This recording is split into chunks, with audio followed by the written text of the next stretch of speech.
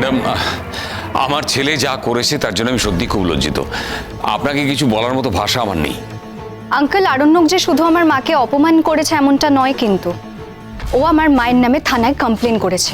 আমরা সত্যি বুঝতে পারছি না যে বাদশাহ কেন একটা বাইরের মেয়ের জন্য এত বড় রিস্ক নিচ্ছে।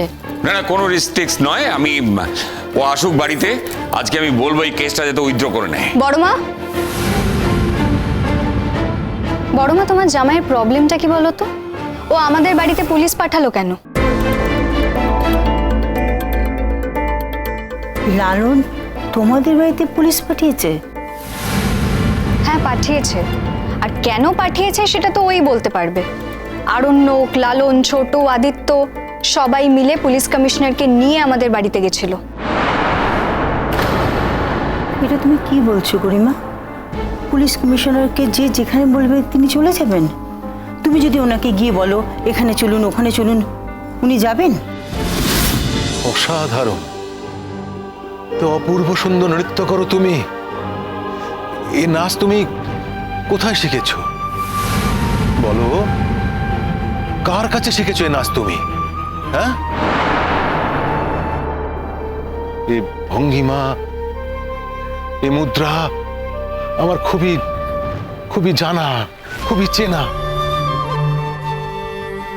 মা, আচ্ছা আমি তোমাকে এই কয়েকটা নাম বলছি, দেখো তো তুমি সেই নামগুলোর সঙ্গে পরিচিত কিনা। পণ্ডিত রঞ্জন প্রসাদ, তুমি কি তার কাছে নাচ শিখেছো?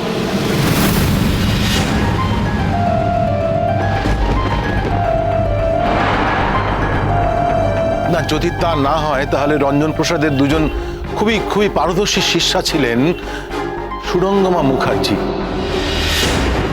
হ্যাঁ, তুমি কি তার কাছে নাচ শিখেছো? এনারা কারা? আচ্ছা, সুদর্শনার কাছে তুমি নাচ শিখেছো?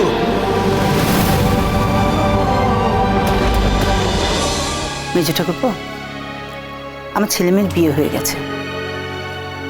এবার যদি এই বাড়ি থেকে চলে যেতে হয় আমরা চলে যাব, কোনো সমস্যা নেই।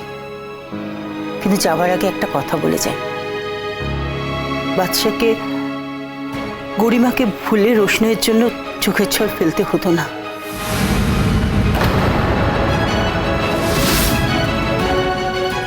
যদি না গরিমা আর গরিমার মা রোশনীকে এ বাড়ি থেকে বেরিয়ে যাওয়ার জন্য চাপাচাপি না করতো। বর্দি, এই একই ঘটনা যদি তোমার নিজের ছেলের সঙ্গে ঘটতো তাহলে কি তুমি তখনও একই কথাই বলতে? তা নয় রে মেজো, ও আমার মেয়ে, ওকে আমি জন্ম দিইনি, কিন্তু আমার মেয়ের মতনই রে। ও আমাকে যতটা ভালোবাসার সম্মান দিয়েছে না, আজকেও আর নেই। তাই